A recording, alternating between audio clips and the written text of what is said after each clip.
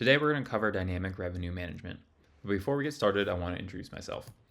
I'm Shane Bedard, the managing partner here at Drake Bedard Properties, and I've been working with Airbnb for the last couple of years, helping people maximize their revenue. One of the main ways we do that is through dynamic pricing. To us, dynamic pricing is a strategy that we use to adjust pricing in real time based on different demand factors, market conditions, and competition to maximize our revenue and occupancy. We see a couple key benefits from dynamic pricing. First off is maximizing our revenue based on our available nights, increasing our occupancy rates, and competing in a changing market. A lot of times we see hosts focusing purely on their nightly rate and not thinking about the month as a whole. To us, every available night is an opportunity to make more revenue, and each night that we're not getting booked is just lost revenue. That's where kind of occupancy rates come in, and how can we adjust our pricing to make sure that we're maximizing our occupancy. And also it gives us an ability to dynamically change based on different market conditions. Either, many new Airbnbs might have come onto your market, there might be new regulations, there might be events, seasonality factors, different things within your area that can affect the price that you can charge. Ultimately, it's just a supply and demand curve, and we can use dynamic pricing to adjust to that market. So now let's jump into a case study about how applying dynamic pricing can increase our revenue based on an average listing in our area. So if we look at an average listing in the month of October in 2024, they did $2,428 with about 59% occupancy and an average daily rate of $135.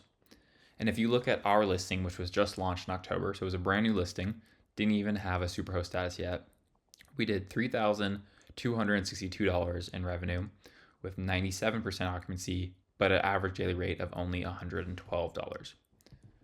So as you can see, even though our average daily rate was lower, our occupancy was much higher, and our revenue has increased by $834 over the competition, which is a 35% increase. So as you can see, our dynamic pricing strategy consistently outperforms the competition. And you can see this over and over. People who apply different types of dynamic pricing strategies consistently are outperforming their competition, because while their competition may be stagnant within their pricing, we are adapting to the ever-changing market. And it's very regional. It's localized to you and your specific offering.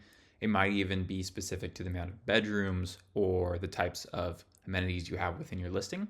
And if we're not optimizing for that, we're just leaving revenue on the table.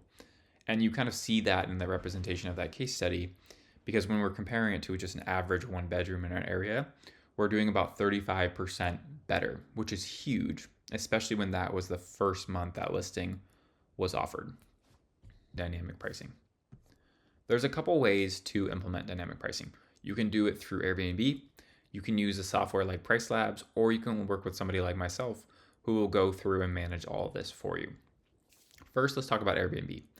Airbnb has some built-in features to automate your dynamic pricing software.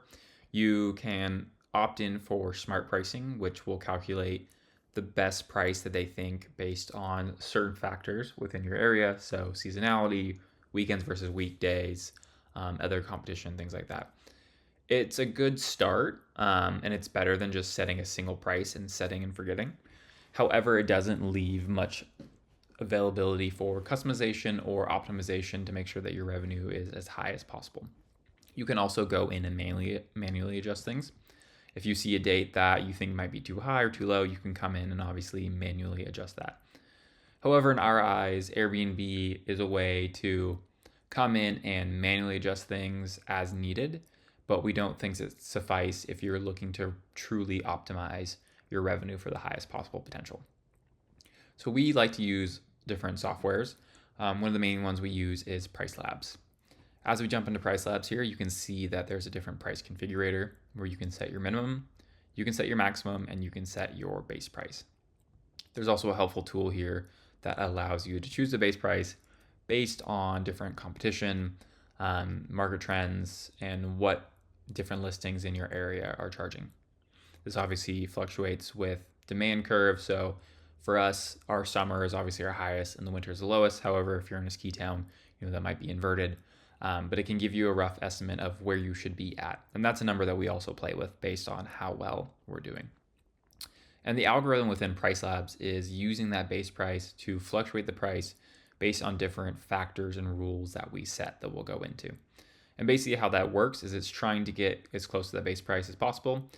And then it's using different factors and rules to fluctuate. So if it's July, there might be a huge seasonality demand, and that's going to bump up the price, 50, 60, 70% maybe. And then the winter, there might be a seasonality decrease in demand.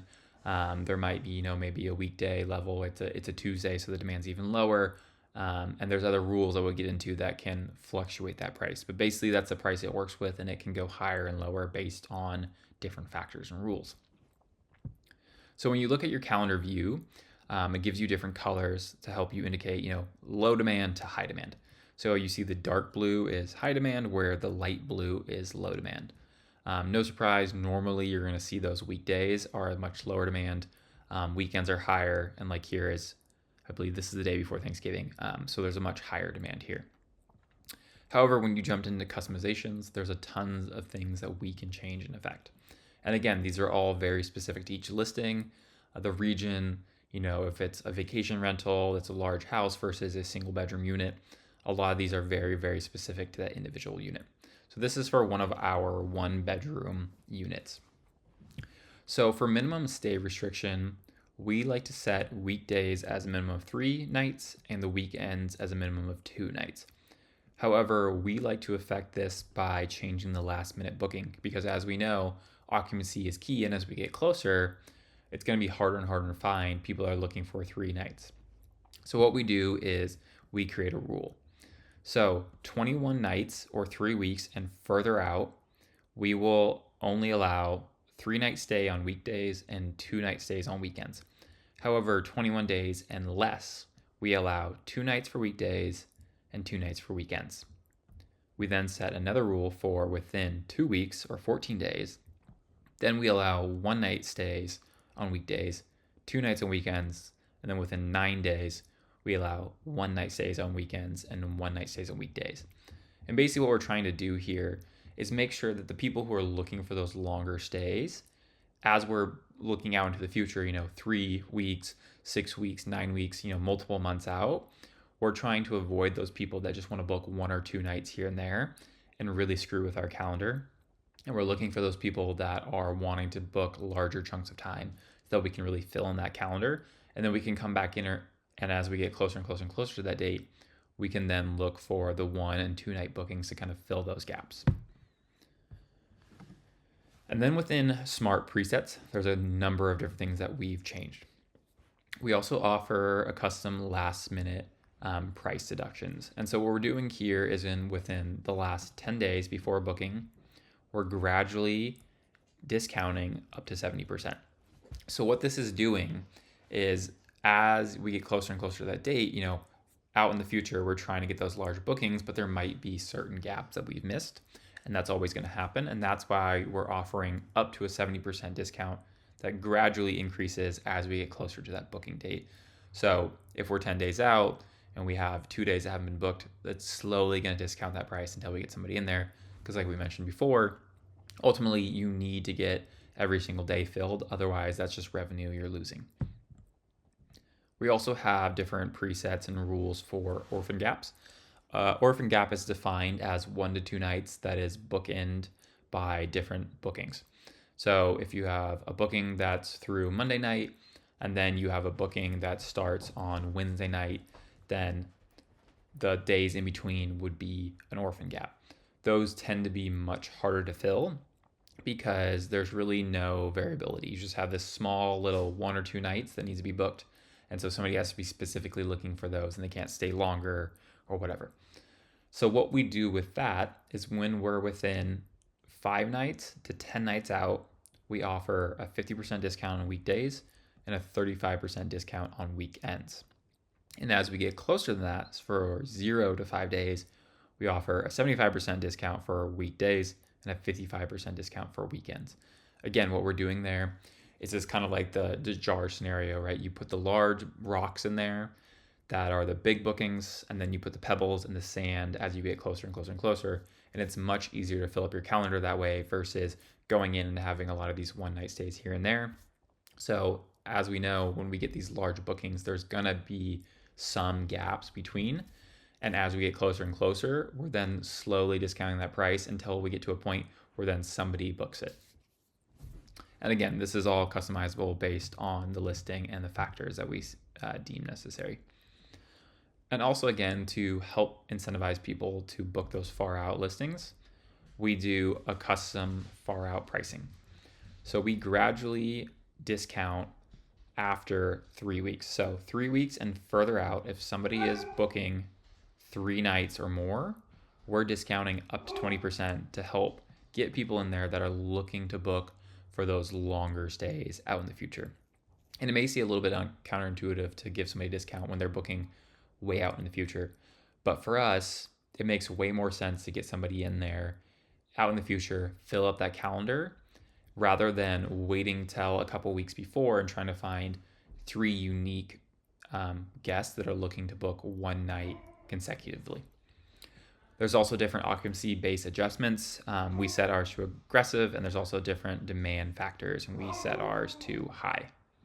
Pricing is understanding how the rules and customizations we make are affecting our revenue. So we like to look at historical data and year-over-year pricing. We'll look at the previous time period in the last year. So if we're looking at October 2024, we might go back to October 2023 and see how we're doing compared to that. We'll also look at the previous month, so say September 2024, and see how we are doing compared to that. And we'll also look at other competition within our area to see how we're comparing to the average listing within our area. For us, looking at metrics and KPIs is key to understand how our dynamic pricing is working. We don't like to shoot in the dark and just see what happens. We like to make informed decisions based on what the data is showing us, market trends, seasonality, and numerous other things. So within PriceLabs, you can see there's different KPIs and dashboards that we can look at to help us get a better sense of what's happening within our listing. So in this one, you can see we have revenue, booked nights, our occupancy, and our average daily rate. And a lot of these help paint a picture of what's going on. So for booked nights, we're seeing about 31 nights. I think we missed one night in October. So we had 30 out of 31 nights. You can see how our revenue is doing, and you can see how our occupancy and average daily rate is doing. A lot of these things can be inverses of each other. So the occupancy, as that increases, the average daily rate tends to decrease. And as the average daily rate increases, you tend to see a drop off in occupancy. And we kind of want to get to that sweet spot where both those curves are touching. Because if we're at a point where occupancy is always at 100%, we might be actually charging too little per night. And that's the reason that we're reaching that 100% occupancy. And we might need to increase our prices until we get to that point where we're just on the cusp. And if we're seeing low occupancy, it might be because our average daily rate is just too high, and we need to lower that to level those out. So we're trying to find that optimal place where we're getting the highest possible average daily rate while still hitting that nearly 100% occupancy. Also within Airbnb, there's some tools to look at this. If you go to menu and then you go down to insights, you can look at your different occupancy rates to see it within Airbnb itself. And you can also look at your average nightly rate all within Airbnb, which is free and you don't have to pay for a service like PriceLabs. And that's a really helpful way to kind of paint a picture of what's actually happening. And I think that can be one of the most challenging things is you can go in, you can make guesses, you can make rules, accommodations, customizations, but you really need to understand how it's affecting your revenue and your bottom line. There's things like, far out bookings like we talked about, minimum stay restrictions, discounting, all kinds of things that we're doing to try to get that revenue as high as possible. But we really need to look at, historical data, market trends, and future casting to make sure that we're in the right position possible. And that's a lot of data you need to go through. We understand that it can be complicated, and hopefully some of these tools can help you better make decisions when it comes to this. And again, if you ever need to reach out to talk to us, we obviously take on clients and do this for them. However, if you're also just looking for some information or some guidance, please feel free to schedule time to chat with us, or just shoot us an email, and we can get back to you with maybe some different accommodations or maybe our insights on what we might think work best for you. And so getting back to some of the benefits of partnership, we want to stress that feel free to reach out to us if you just have questions. When we do consultations, we don't charge. It's just for us to help you better understand your pricing and how we might suggest how we would apply dynamic pricing. However, if all of this sounds really interesting to you, but it's not something that you want to manage and you'd rather have somebody else do that for you, that's exactly what we do here at Drake Bedard. And one of the main key factors that we like to include in our partnership is our revenue guarantee. So over the first 3 months, if we are not able to increase your revenue, we'll offer a full refund, because we understand that if we're managing your pricing, that we should be increasing the revenue, but also the profit into your pocket. Otherwise, what's the point? So we want to make sure that we're doing all these things to increase your revenue to the point that even after the fact that we're taking a small percentage, you're still ending up with more dollars in your pocket at the end of the day. And that's key. And with that, we want to make sure that it's less work for you with more revenue. We know that pricing can be kind of a pain point for people, and we want to make sure that we're taking away all the stress from that and then increasing that revenue and profit for you. We have a different, trusted expertise. We've been doing this for years. We've been maximizing and working the space and kind of figuring out what works and what doesn't work to increase that revenue. And we want to make this a long-term partnership. This isn't some get rich quick thing for us. This is a long-term partnership where we want to see your listing succeed now and multiple years into the future. So next steps from here, like we've been talking about, you can go to our website and there is a contact us page where you can reach out, schedule time to chat through a video call or just a phone call. And like I mentioned earlier, if you want to just send me an email with any of your personal questions about your listings, you can just send that over to shane@drakebedard.com. Again, thank you for sticking through this webinar. Hopefully it was helpful, and we look forward to hearing from you soon.